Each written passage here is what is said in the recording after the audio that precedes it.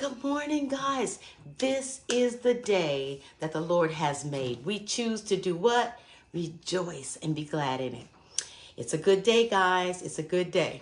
Our good friend, Pastor Warren Beamer, used to always say, it's a good day. No matter what's going on, it is a good day. Today we have an election. And yes, this video will be dated, so oh well, it's a good day. All right, so I'm gonna go ahead and get my treadmill going, starting on 2:5, I guess. Let's just do 2:5, not 3 today. Got a lot to talk about, don't want to be winded, and I'm gonna be carrying my Bible and all of that. But guys, good morning. Today is a very special day in the history of our nation. But I'm not gonna hop into that right now, right? Let's do some deep breathing. What does deep breathing do? Deep breathing helps us to relax. It helps to send blood and oxygen to our brain and throughout our whole body so that we can just be calm, cool, collect. We can think clearly. Okay, so let's do it, Take it in. And throughout the day, guys, don't forget to do your deep breathing. It's so important. You know, it helps to relieve stress in your life. And a lot of people going through stressful times this time of the year. And so let's do it. Here we go. Take it in. And hold it. And let it out. Take it in. It's hard to talk and take the... Here we go. Out. All right, so we want to do that throughout the day. You also want to have that mindset of mobility. I'm going to move throughout the day. How can I move? I can park far away, walk to my destination. I can climb some stairs. I can just whatever we can do to get extra movement into our day. We want to do that. All right, we also want to make sure that we're eating right. It's getting close to the holidays, guys. Oh my goodness. And all these sweets are coming out. People just bringing sweets and bringing treats and it gets a little difficult, right? So we gotta be disciplined. Let's do it. We can do it. Be disciplined about what calories we take in, right? I always say my calories have to be worth it. I'm not just gonna take in little random calories. I'm gonna take in these calories. They gotta be worth it. Something that I really want, something I really enjoy. So anyway, that's that. And then what else are we doing? We're drinking lots of water, staying hydrated.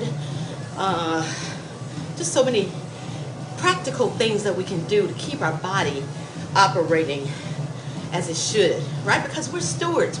This body is not our own. You know, we have been caretakers.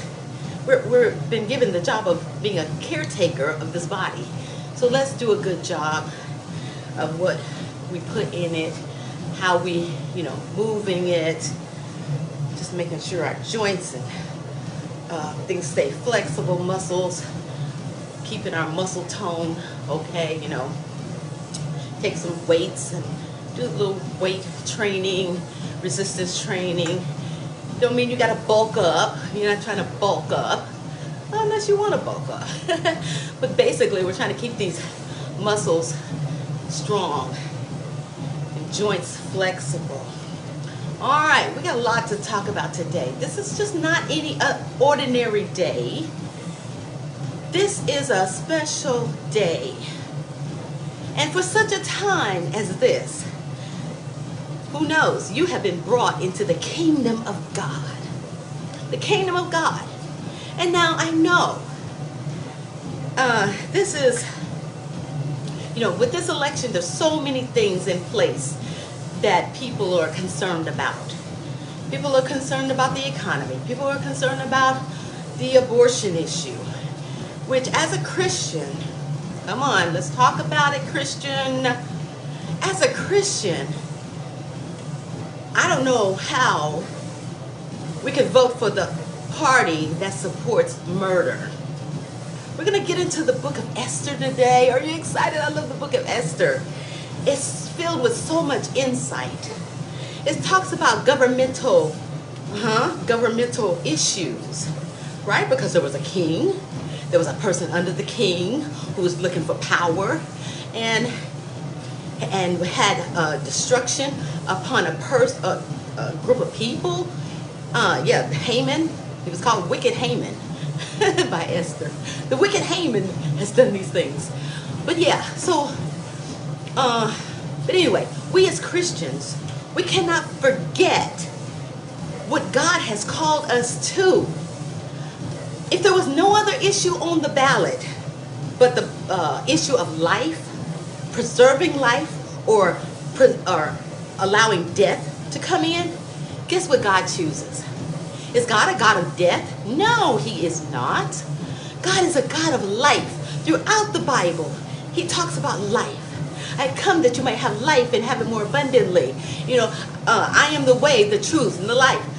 No man comes unto me, but comes unto the Father, but through him. So life is perpetuated all throughout the Bible. So we, as God's children, cannot say, oh, well, though I am a child of God, that God stands for life, I choose death. You choose death for unborn children who have no say-so in the womb. Women who say, I have a choice. Yes, you have a choice. As I said last week, your choice is when you lay down with that man, that's your choice. When you get up and you're pregnant and that baby inside of your womb is not your choice. You have created another life, right? Another life has been created inside of you. So you don't have choice over that life. You had choice when you said, oh, I'm going to lay down with this man and we're going to do it. Yeah. But your choice is ended there. I said that last week. Your choice is ended when you lay down unprotected or, First of all, you should be married when you lay down. Ooh, I know it sounds old school, right? Old school. But hey, God's word, God knew what he was putting in place when he put this word, when he instituted his word.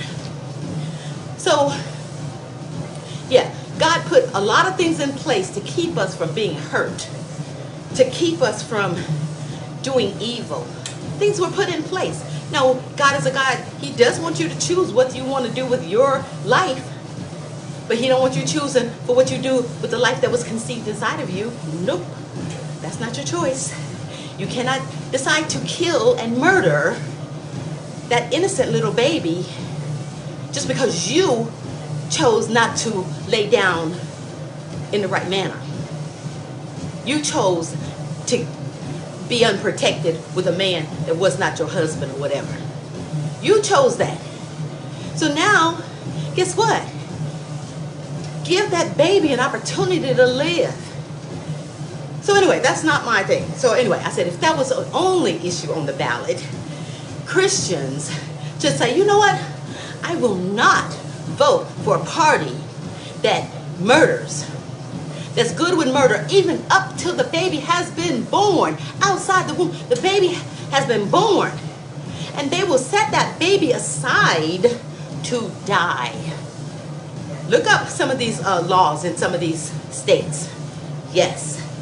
It used to be up until so many months, you can have an abortion. But no, now outside, you can have that baby full term and still kill that baby.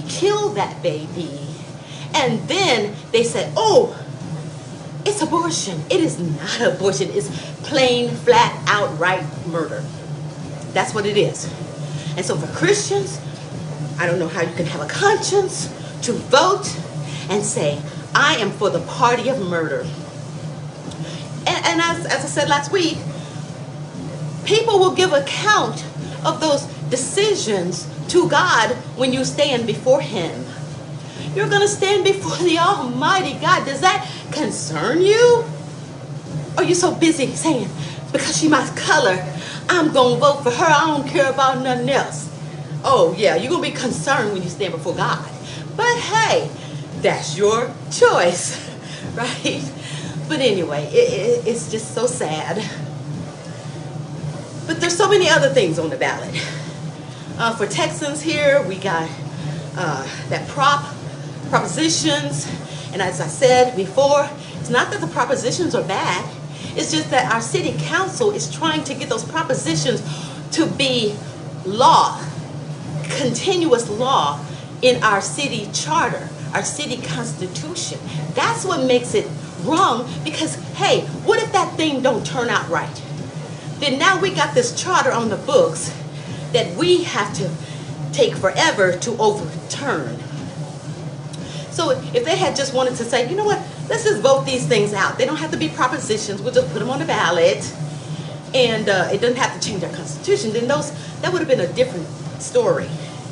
But they had to do it this way. So I say against on all of them, against on all the propositions, and I did a straight R ticket, straight R all down the road. So my voting was very easy, because if you get the president in there and he doesn't have people to support him in these different capacities, official capacities, then his job is going to be so much harder. And you're going to be like, okay, this man can't get nothing done. Why? Because the Congress and the House is stacked against, the Senate.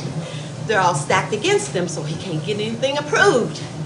But anyway, that's a whole nother issue. But it still is a good day. Yes, it is. It's a good day. And you and I were put upon this earth today for such a time as this. To stand, to take a stand for what is right. To take a stand for what is right. I can't overemphasize that. We are here to take a stand for what is right. So anyway, is it right for our borders to be infringed upon like it? Did you hear? Did you hear? Supposedly, I got to check it all out, but there was a thing online saying that Kamala had a wall, a big fence, put around her home, her personal home. Huh? What? Who you trying to keep out, Kamala? I'm using the word. Oh, I should have said K. Should have called her K. Who you trying to keep out, K? You're for openness. Open borders, your boundaries of your home. Let it be an open border to all who want to come in. Why are you now putting up a fence? Who are you trying to keep out? See, double standard. Double standard. Okay, you're trying to stay safe, but you wouldn't keep our country safe? I don't get it. I don't understand. No comprende. I don't get it. What? Why? You know safety is an issue. You know you should not have made us vulnerable as a nation. And here we are, vulnerable with millions of illegals who we don't even know their true name, who have been released from prisons and insane asylums from their own country. And we just said, you know what? Come on in. But now she's got walls up. She can afford it, right? She can afford to put gates up all around her house and keep herself protected. But anyway, that's a whole nother issue. I mean, there's so much going on. Guys, but believe, I want you to believe that God has you here for such a time as this. Just like he had Esther in position for such a time as what she was going through. Right? If you remember, so I don't know how, okay, I'm just going to kind of come in and piece the puzzle together. So Haman, this servant of King Ahasuerus, he was like the next in charge to the king. And he just thought, you know what, hey, whatever I say, gonna go. So he convinced the king that the Jews were the enemies of the kingdom. He convinced the king. He says, you know what, I'll write the policy up. Don't worry about it, king. I got this. So Haman, he writes up this policy. Policy, do you hear what I'm saying? I'm saying policies affect people. Good policies causes us to be at peace and at rest. Bad policies cause chaos, confusion, And even it could have caused death in this instance. But thank God, that's not the end of the story. So here's Haman putting these evil policies on the books and ready to implement it. I mean, he had everybody putting these policies, hanging them up. Oops, oops, oops, oops, oops. I'm getting too excited. I pulled my little string that made my treadmill stop. So he put these policies on the books.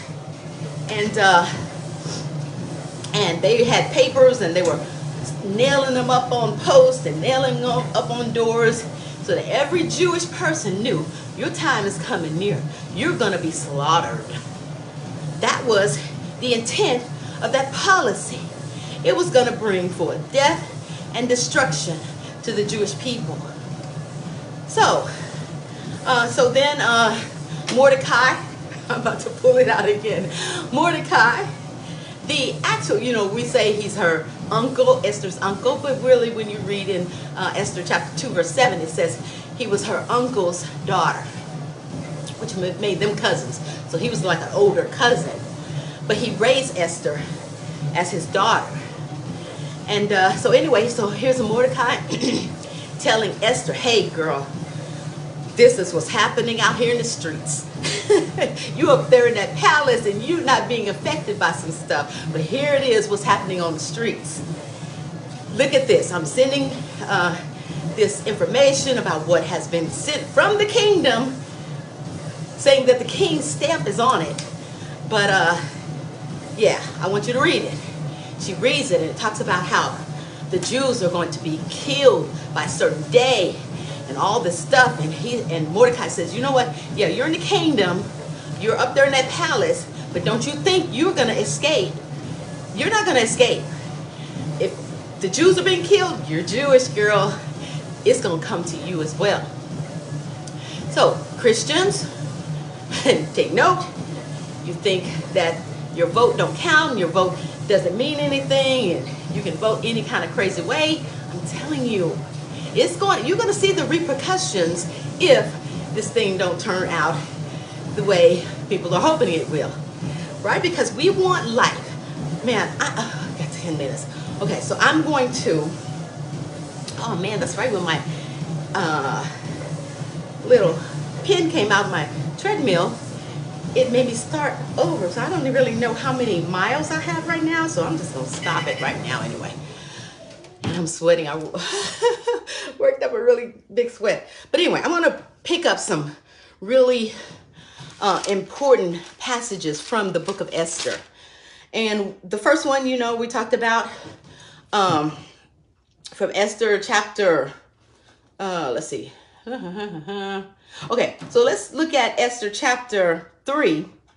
And it says, and the letters were sent by post they had postmen back in the day, post into all the king's province to destroy, to kill, and to cause to perish all Jews. Do you hear that language? Does it sound familiar to you? Kill, steal, and destroy? So who you think was in charge there? Okay, so Haman was sending out this letter and saying that, yes, all the Jews are going to be destroyed. They're going to be killed. They're going to be caused to perish, both young and old. Nobody's escaping, little children, women. And he says, everybody in one day. They were going to have the slaughter on one day. And he didn't care about nobody except himself. He was a selfish man. He was a prideful man. He was an arrogant man. He wanted people to bow down to him. And when Mordecai did not bow down to him, it made him so mad. He went home crying to his wife. Everything's going well in the kingdom. The king loves me. Everybody loves me. Esther invited me to come to this dinner. And but you know what? There's a thorn in my flesh. This Mordecai, he will not bow down to me. So yeah, he dying. He gonna be the first one on the gallows, right? What did he do? He created a gallows, a head chopping thing for Mordecai. Because he hated Mordecai with a vengeance. He was like, Mordecai, no, you will bow down to me. He was wicked. Haman was wicked. And let's see what happens. So then Mordecai tells Esther, for such a time as this, God's got you in that kingdom. You need to understand your role. You need to understand your vote. You need to understand what's happening right now, how important your vote is, Esther. You need to go to the king. You need to tell him what's going on. Right? And so we are able to tell people what's going on by our vote. Hello. Okay, so I'm going to keep going. So Esther puts together this feast for just her and Haman and the king. And so the Haman just thought, oh, it's on. She loves me. The king loves me. I'm going to be exalted. Yeah, things are working out for me. He thought it was a good day for him, but let's keep reading. So anyway, Haman, he told, let's see where he at. Okay. So he was talking about how great everything was, how Mordecai would not stand up, and how he felt so disrespected by Mordecai. And so let's see what else. Chapter 6. The king couldn't sleep one night. Oh, this is so cool.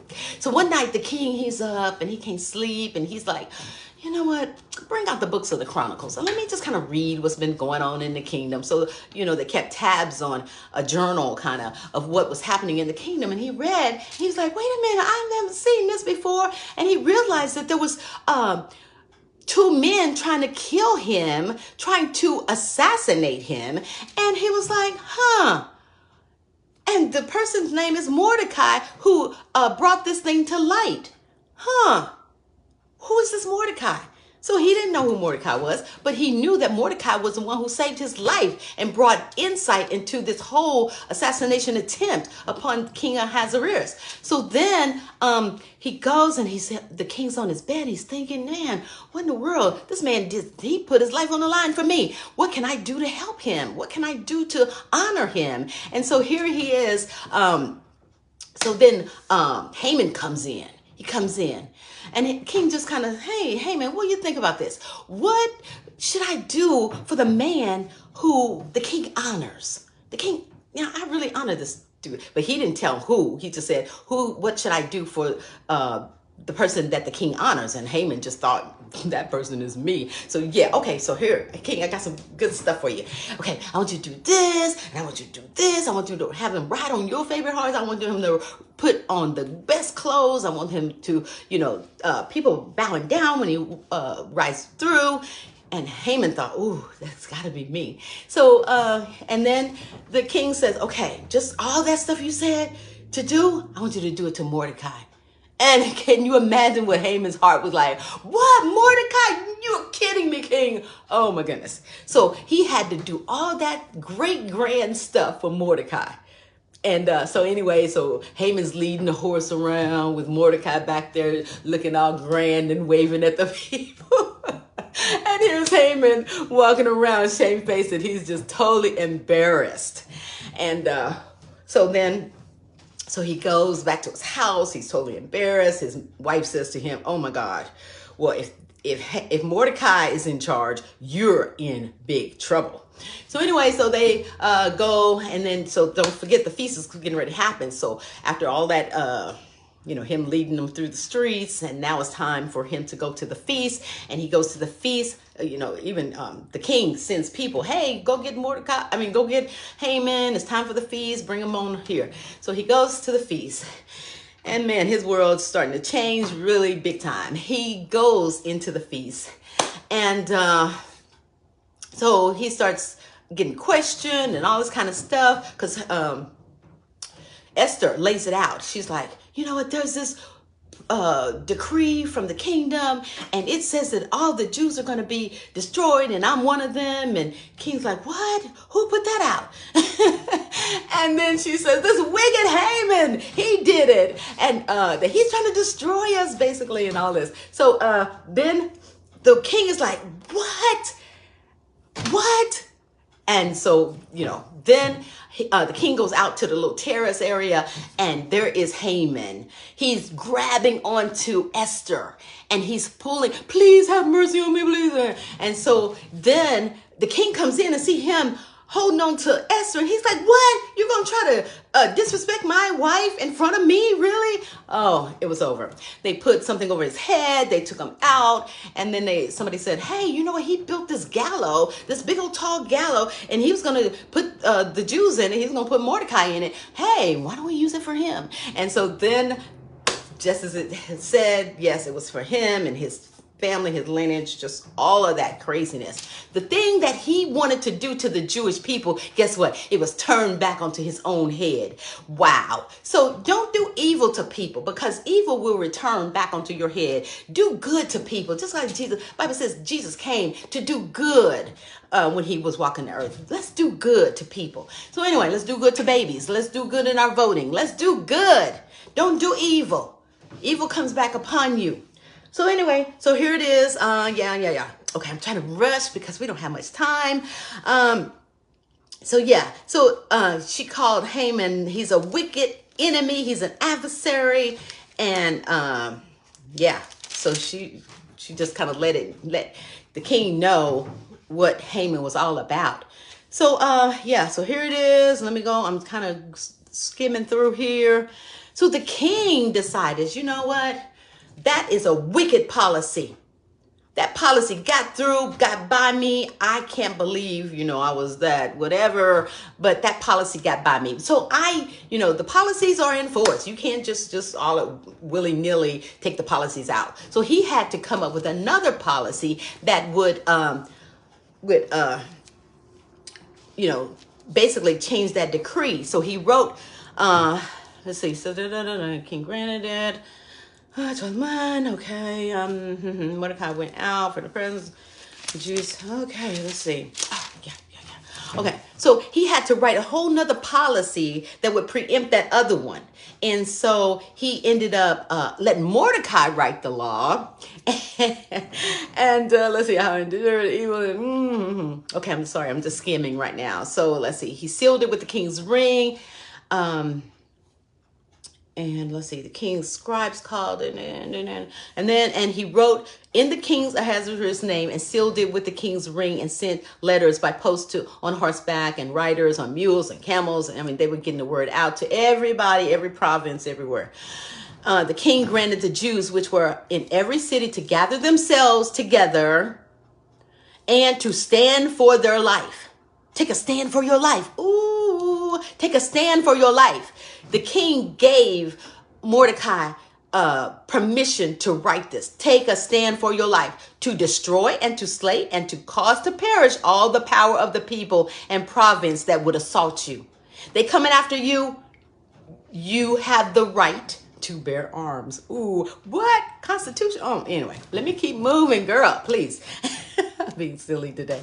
Okay, so anyway, he says you have the power. If people come after you trying to institute and enforce this evil policy that Haman tried to say was going to go down, he says, no. You guys now have power from the king that says you can defend yourself. So you are able to, what did he say? He put it, to stand for your life, to destroy and to slay and to cause to perish all the power of the people and the province that would assault you. Wow. And he says, yes, both little ones and women, and to take spoil of them for prey. So anyway, yes, he gave the power back to the Jewish people so that they would be able to protect themselves from wicked policy that had been implemented. Okay, and so here's Mordecai becomes second in charge to the king. It's just a beautiful story. You need to read it. I'm just kind of going over it. And it says, look, I got my Good Day t-shirt on. And verse 16 of chapter 8. The Jews had light and gladness and joy and honor. And in every province, and and in every city, wherever the king's commandment and his decree came, the Jews had joy. Clear my throat. Let me see. The Jews had joy and gladness, a feast and a good day. And many of the people of the land became Jews, for the fear of the Jews fell upon them.